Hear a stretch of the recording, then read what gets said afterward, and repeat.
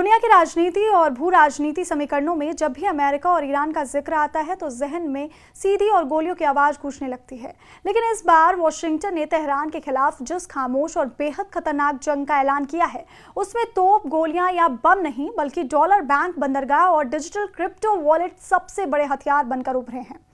अमेरिकी treasury secretary Scott Bessent ने Iran के खिलाफ आर्थिक मोर्चे पर जिस महाअभियान का शंखनाद किया है उसे पेंटागन और व्हाइट हाउस की भाषा में ऑपरेशन इकोनॉमिक आउटकास्ट का नाम दिया गया है, जिसका सीधा और सपाट मतलब ईरान की अर्थव्यवस्था का गला घोटना और उसे दुनिया भर के वित्तीय तंत्र से पूरी तरह से अलग थलग कर देना है। स्कॉट बेसेंट ने इस अभियान के रणनीतिक महत्व को समझाते हुए इसकी तुलना सीधे तौर पर दूसरे विश्व युद्ध के उस ऐतिहासिक डी-डे ऑपरेशन से कर डाली है जिसने इतिहास की दिशा बदल दी थी। और अब अमेरिका का स्पष्ट मकसद ये सुनिश्चित करना है कि तेहरान वैश्विक व्यापार के समंदर में पूरी तरह अकेला और असहाय खड़ा नजर आए।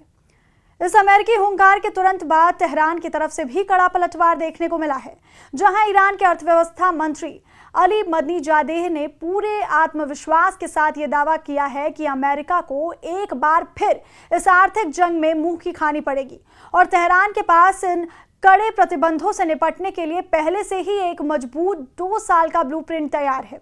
ईरान का यह दावा भले ही उसकी घरेलू जनता और अंतर्राष्ट्रीय बिरादरी के सामने उसका मनोबल ऊंचा रखने के लिए दिया गया है, एक राजनीतिक बयान प्रतीत होता है, लेकिन जमीनी हकीकत यह है कि इस बार लड़ाई युद्ध के मैदान में नहीं बल्कि ग्लोबल फाइनेंस, बैंकिंग नेटवर्क्स और तेल के सप्लाई लाइंस के गलियारों में लड़ी जा रही है। ईरान के पास भले ही मिडिल ईस्ट में मिसाइलों और ड्रोन का जखीरा हो, लेकिन जब देश के भीतर बैंक बैलेंस शून्य होने लगे, खाने पीने की चीजें आसमान छूने लगे और विदेशी मुद्रा का खजाना खाली होने लगे, तो ये सैन्य ताकतें भी धरी की धरी रह जाती हैं। अगर हम इस पूरी रणनीति के तकनीकी और आर्थिक पहलुओं पर गौर करें तो अमेरिका द्वारा घोषित ये प्रतिबंध सिर्फ कागजी कार्रवाई या पारंपरिक पाबंदियां नहीं हैं, बल्कि ये ऐसे सेकेंडरी सैंक्शंस हैं जो दुनिया के किसी भी देश या कंपनी को ईरान के साथ व्यापार करने पर मजबूरन रोक लगा देंगे। अगर अमेरिका इन पाबंदियों को पूरी सख्ती से लागू करने में कामयाब रहता है तो ईरान के रीढ़ यानी उसकी तेल से होने वाली कमाई में भारी गिरावट आ जाएगी, क्योंकि दुनिया भर की बड़ी विदेशी कंपनियां और निवेशक अमेरिकी प्रतिबंधों के डर से ईरान से अपने तमाम रिश्ते तोड़ने के लिए मजबूर हो जाएंगे। इसके अलावा जिन वैकल्पिक रास्तों से जैसे कि सोने और क्रिप्टो करेंसी के सहारे ईरान अब तक अमेरिकी शिकंजे से बचता आया है, वो रास्ते भी अब ग्लोबल रेगुलेटरी एजेंसियों की सख्त निगरानी के चलते बेहद रिस्की और नामुमकिन होते जा रहे हैं।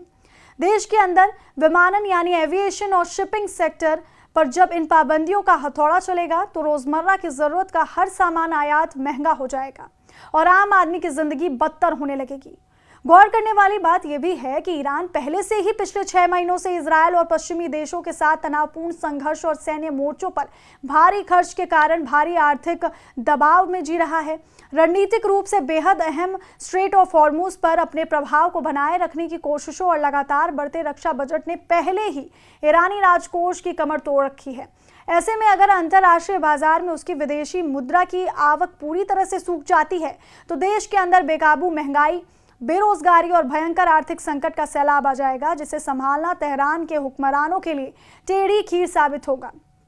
ये बात बिल्कुल सच है कि ईरान पिछले कई दशकों से अमेरिकी प्रतिबंधों का सामना करते करते कूटनीतिक और आर्थिक तौर पर जुगाड़ की राजनीति में माहिर हो चुका है और उसने अतीत में चीन जैसे देशों के साथ गुप्त रूप से तेल का व्यापार जारी रखकर क्रिप्टो और सोने का इस्तेमाल बढ़ाकर और अपने घरेलू उद्योगों को बूस्ट देकर इन झटकों को झेलने की कोशिश की है। यही वजह है कि कुछ हद तक ईरान के पास मानसिक और ढांचागत तैयारी जरूर है, लेकिन इस बार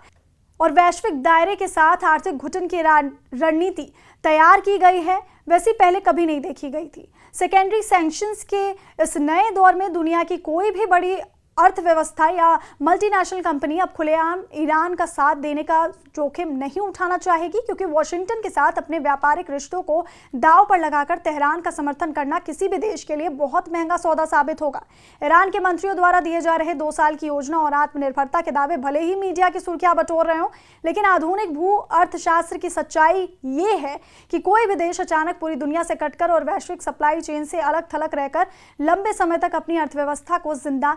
नहीं रख सकता। आने वाले महीने ईरान के लिए उसके आधुनिक इतिहास की सबसे बड़ी और कठिन परीक्षाओं में से एक साबित होने वाले हैं, जहां उसकी आर्थिक सहन शक्ति की असली था लगेगी। अगर तेहरान का ये दावा सच साबित होता है और वो वास्तव में इस चक्रव्यूह को भेदने में कामयाब रहता है, तो ये अमेरिकी सुपर पावर के वर्चस्व को एक बहुत बड़ा झटका लगना होगा।